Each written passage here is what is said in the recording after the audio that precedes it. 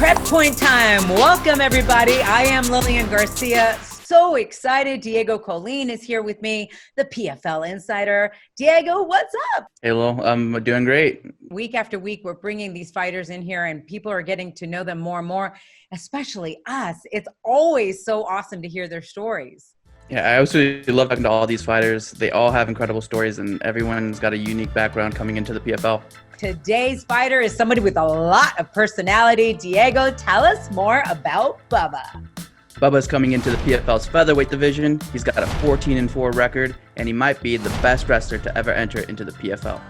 All right, get fired up because it's about to get real with Bubba. I'm a bad man, Jenkins. Hey, welcome to Prep Point. What's going on? Thank you for having me. I'm so excited to be here.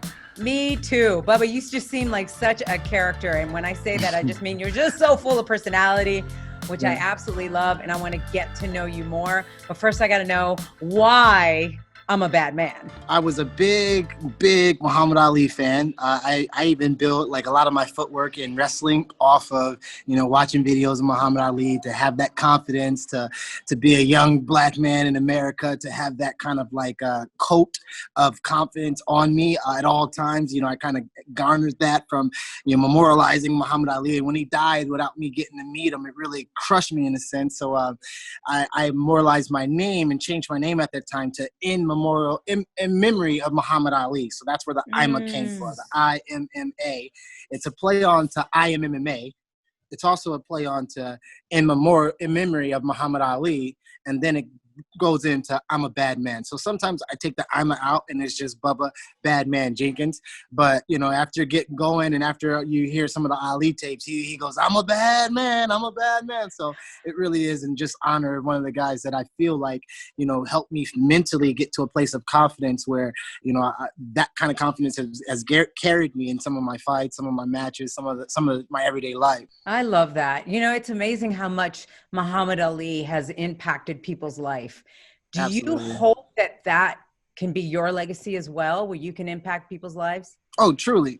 I feel like I'm a smaller version. Don't put me with Muhammad Ali, but in my hometown, they treat me how, one would be treated if they had the stature of a Muhammad Ali. Some of the kids that were watching me come up in wrestling and things like that, I would try to swag and do the footwork and dance and things like that. I became beloved and hated in my wrestling culture because I was always trying to, do the slick stuff, the sweet moves. It was like wrestling mixed with N1 mixtape kind of thing. That was my style. That was who I was. I'm from the land of Allen Iverson and Michael Vick. So to have that kind of bravado and that kind of agility type of, swagger to you was not foreign to me. And that's definitely how I am viewed back home. So I want that global view of, man, not only was he a bad man, not only was he a good guy, and I don't get the bad man mixed up with being a good character or a good person. Mm-hmm. I'm a good person. I'm a good guy. I'm just a bad man in the cage. And so I definitely want that to be imprinted on the people who get to see me as, the bright light guy, the one who performs when the crowd is there, the one who performs and without the crowd there coming next year, just the one who performs in the bright lights, like that Muhammad Ali kind of grandeur. I am feeling it. My heart right now is like full. I love what you're saying. Now, you've said that you feel like fighting was meant for you and you were put on this earth for that. Why do you feel that way? Well, I'm a natural fighter. I wouldn't say that I'm a natural rebel. I do go against the grain and go against, what common is. And, I would say that the Lord set me apart. I'm 5'7", but I have a 73-inch long reach, and, I'm fast. I'm super fast, but I'm also, naturally super strong. So I can say that the Lord kind of built me for this thing. He gave me this swagger in my lips to talk the way that I talk. He gave me the swagger in my hips to move the way that I move. And, I'm smooth as a cruise boat floats when I'm talking. It's because the Lord has given me a gift, and he's shown me that this is my mantle. If I carry it well, if I'm understanding of the wisdom, if I'm understanding the authority that I carry with it, I step up to the plate, anything thrown at me, I'm Barry Bonds with it. You have said that you like to win by tech. It's the mercy rule, right? And then you also, if a movie was made about you, you would want Denzel Washington but the Denzel Washington from Training Day to play you? Well, one, I liked how, I mean, his character captivated the audience, right? You were on a roller coaster ride the whole time. There was times where, you know, you didn't really understand, you didn't really trust, you didn't really know, you didn't know him. And to me, to know me is to love me. When you really get to understand me, when I really let you inside my life, when you start to follow who I am and you just have a regular day conversation with me, you go along this ride with me, kind of the way that Denzel takes you along rides in his movies. Well, what about the having or winning against your opponent by tech? Why? That to me is a thing of validation, right? And wrestling, some people, when you would pin them, they could say, oh, I slipped, or I got caught, or I wasn't, you know, I was doing something. But when you beat them by 15 points, or you beat them by the mercy rule, there ain't no, oh, I got slipped, or no, I just beat the hell out you. There's no like ifs, ands, or about it. Like the mindset that you have now versus the fighter that you were even 10 years ago. What do you think you've learned from age and now bringing that into the PFL? Man, that's a great question. And I hear those things like, if you could tell yourself 10 years ago, what would you tell yourself? And those kind of things where you set it up.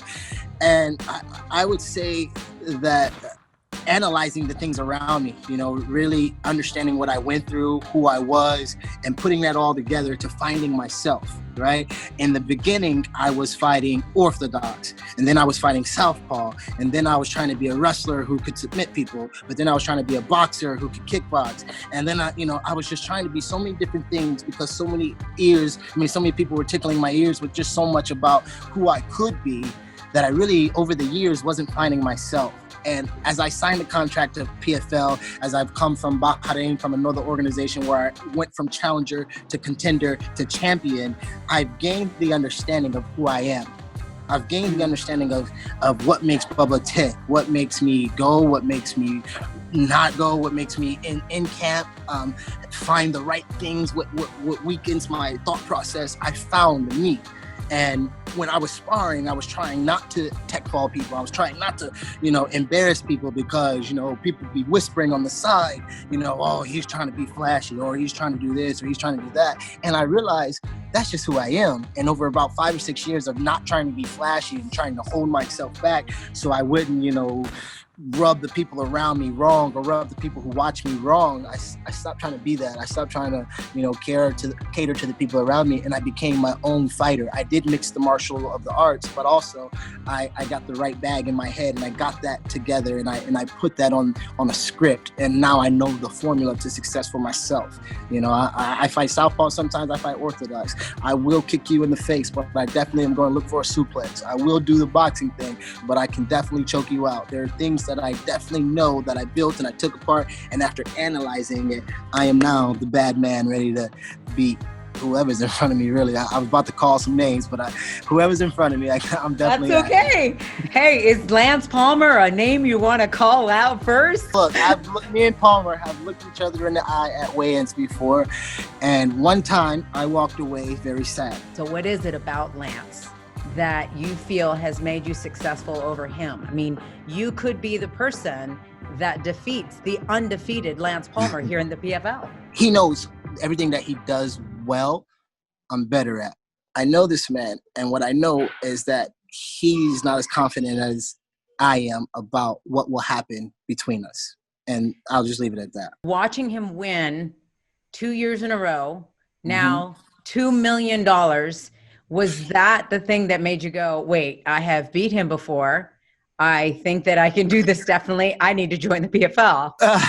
I ain't gonna say that was, well, one, he owes me money. So when we were in college, Ohio State played Penn State in football, and I wrestled for Penn State. He wrestled for Ohio State. So he came to the football game, and, he hit me up while we was in town, and I took him all over State College. I think his girlfriend at the time is now his wife. So I don't know if he was fiance, but we had a great time. We went out. I showed him some of the best parties and some of the, I took him out and to State College. We called it, some people call it clubbing. I call it bubbing.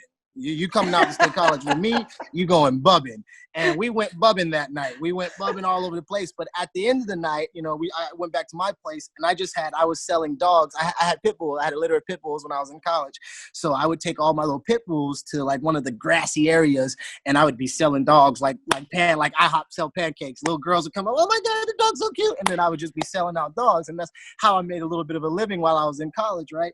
And so I had a fresh litter while I was there, and Palmer came over to the house. We were chilling in the hot tub and hanging out, and he was like, yo, man, how much is one of those dogs? And I'm like, it's a pretty fee, but for you right now, how much you got on you? And he's like, man, I got about $400, and I'll send you another $400 when I get back. And I said, you know what? That's a bet. That's a good bet. I'll take the $400 now. You can take the dog with you, and just square it with me later. And my man won $1 million twice.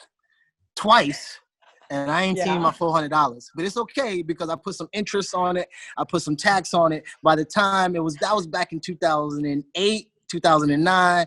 Add the one, carry he owed me about $1 million. He owed me about $1 million. So I'm gonna see him though. I'm gonna get that. Bubba, there's such a beautiful sense about you, and you just seem so centered. Was that your parents? Because I know that you lost your father. How old were you when you lost your father? I was 9. I lost my father at 9.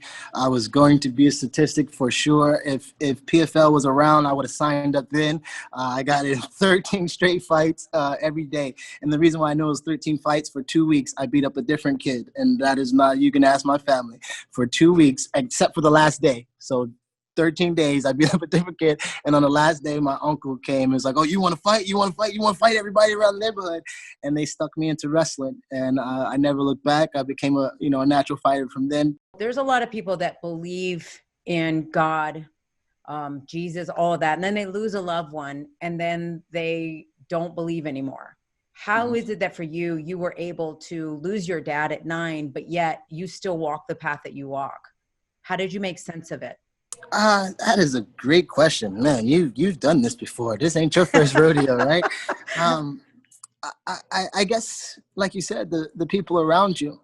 You really have to have a good support system. You do have to believe in yourself. That was one thing that once my father died, I had a stronger belief in myself. I was a daddy's boy. I remember my dad praying profusely in the church or out the church, or in the house or out the house. And I remember trying to climb on his back. I didn't care if he was praying. I didn't care what he was doing. I remember trying to climb on his back. And I guess, seeing that example, seeing the faith that my family had around them during terrible times, during hard times, made me understand that, losses do happen. In this life, you're going to win. In this life, you're going to lose, or you're going to learn. And I took that loss in the beginning as a loss. And then as my uncles got a hold of me, and as I, centered that energy into something else, I got my anointing out of analyzing the loss and understanding who I was becoming. On that one, I actually want to bring in Diego Colleen, because I'm sure Diego's got some juicy questions for you. Thanks, Lil. So I was going through your record. You had 11 fights in Bellator. That's where a majority of your fights came, in a short span, 3 years. Looking back, how do you feel about your run with the promotion? I feel like it was a good run. I learned a lot. I learned the game from a managerial and an agency perspective, how people negotiate, how they run run talks, negotiations, sponsorships. I learned super quick, and I was put into situations that I probably wasn't ready for, and I came out better for. So everything that happened in those 3 years with Bellator, I was grateful for. I didn't feel like they, supported me like I wanted to be supported. I didn't think they felt that I was going to be the star that I feel like I am. I don't think that, I think they wanted to mold me into, this trash talking, ghetto villain, everyday black guy. And that's just not me. I'm way too smart, way too educated, way too handsome to be this opposite of anything that I am. And I wasn't going to allow them to, mold me. Even if I was talking in interviews, they would cut interviews to make me seem as though I was talking down to the guy or talking trash on those people. So I just kind of learned, how the game works. And you went on after Bellator, you had a 3-0 run, captured a world title and defended it.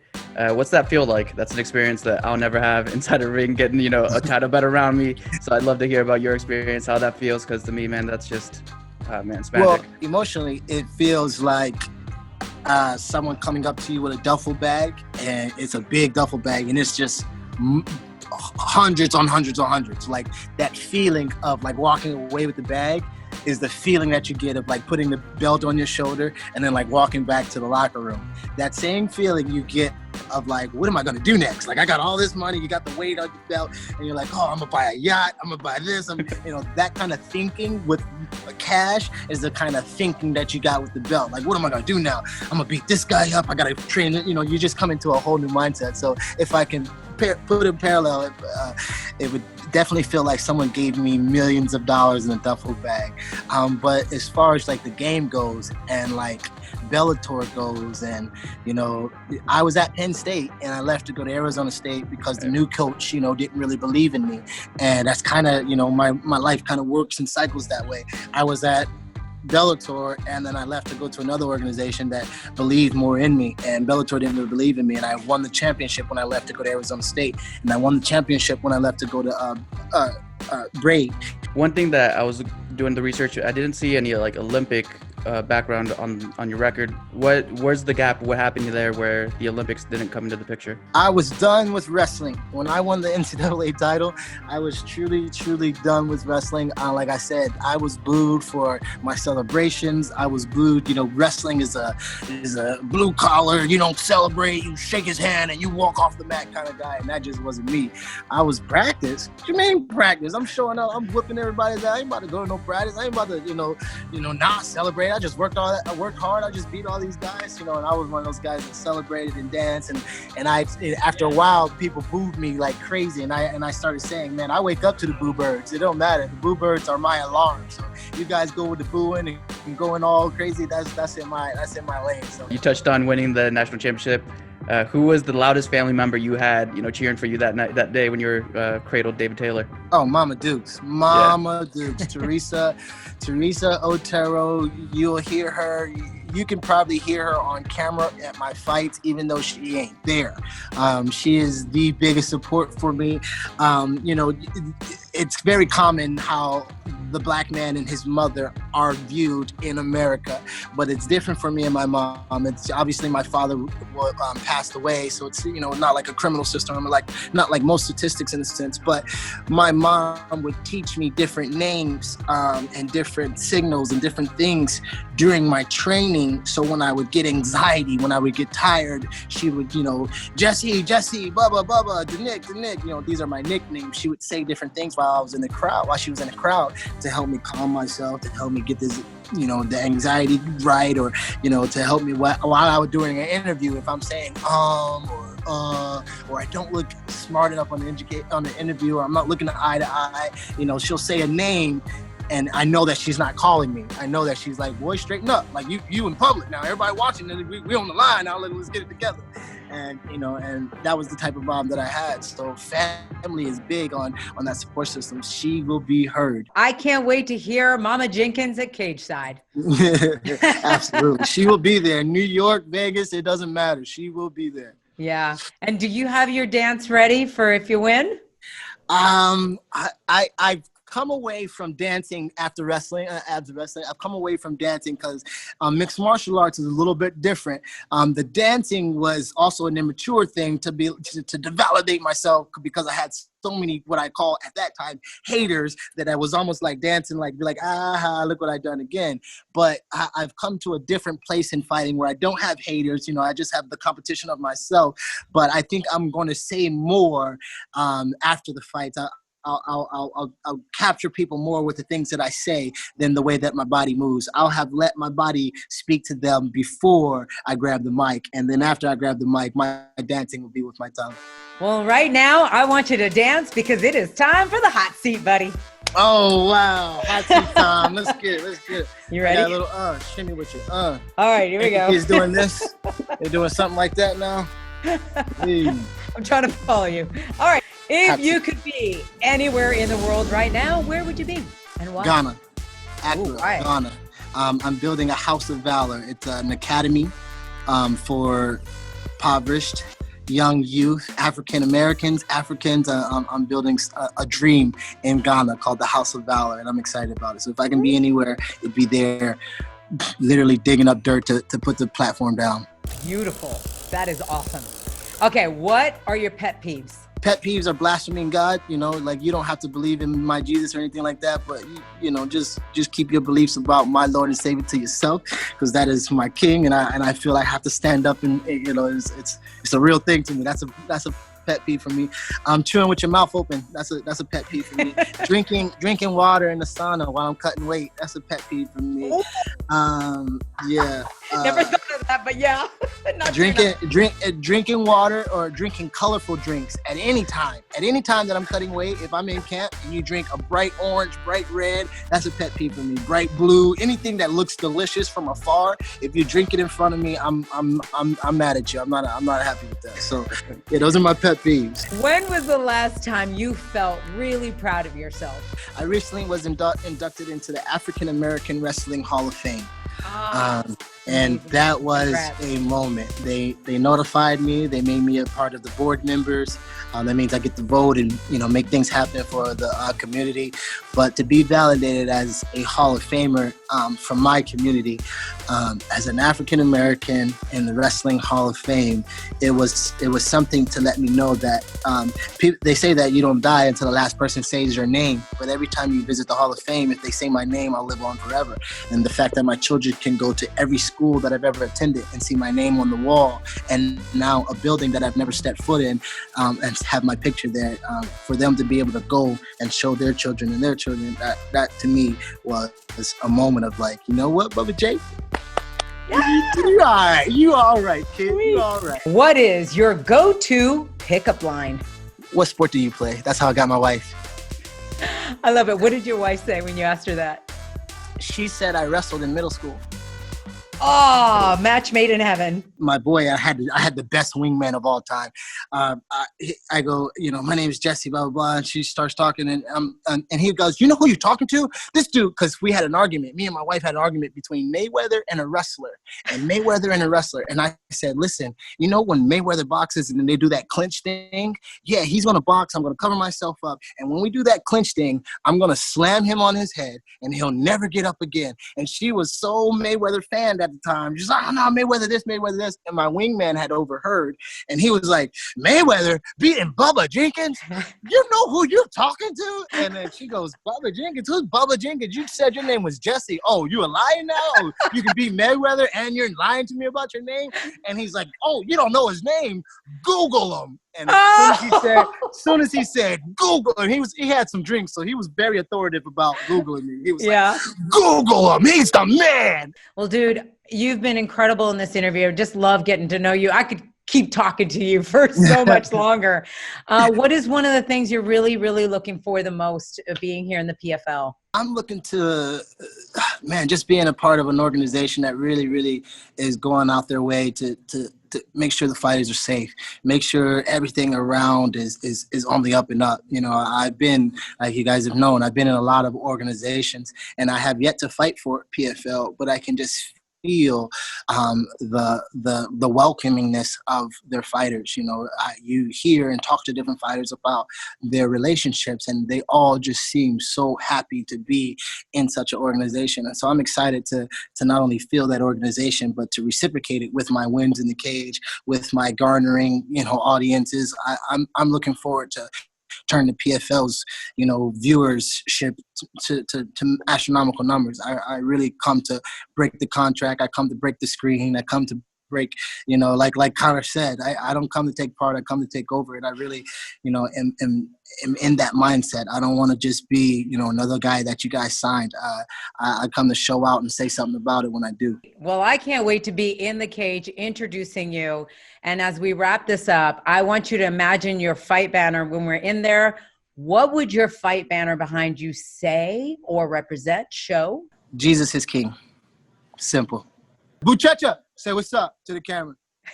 What's up? Hey, how are in you? The house, world famous, you guys know. Yeah, we're here in the PFL and Prep Point. That's Prep Point. Say what's up. So you see us out here grinding. I'll see you later, big dog. All right, bro. But I would say Jesus is King. That's probably what I would leave it with, just so I would offend the right people who are offended, and I would show love to the right people who would love it. Well, we can't wait to see you in the cage and what you're going to do here in the PFL. For everybody out there that wants to follow you on Instagram or your social medias, please let them know now how they find you. Bubba_Jenkins. I think on Twitter it's Bubba Jenkins MMA, but man, I'm Bubba Jenkins everywhere. And when you walk up to me, I'm inviting. I'm not this superstar guy that you can't talk to. There's not one person that said they asked me for a picture and I didn't give it to them. Not one child that asked me for a signature. Not one woman asked me for a signature and I didn't give it to them. I'm as transparent as you see on this camera in this warehouse. To know me is to love me. So get to know me. You're the real deal, Bubba. Really wish you the best of luck here in the PFL and can't wait to actually meet you face to face. Diego, man, how cool was it to hear all his stories? I could have gone on and talked to Bubba for hours. Yeah, Bubba definitely brings the power of positivity. You can't help but smile anytime you just hear him talk. My heart was just like bursting with all his stories. It's so awesome. Can't wait to see what he does here in 2021. But until the next prep point, just want to thank you guys for being on here, for supporting the show the way you have, for all your feedback. Make sure you subscribe to the YouTube channel. Spread the word so that others can definitely hear these stories and give those thumbs up. On behalf of myself, Lillian Garcia, and Diego Colleen, thank you so much, and we'll see you next time on Prep Point.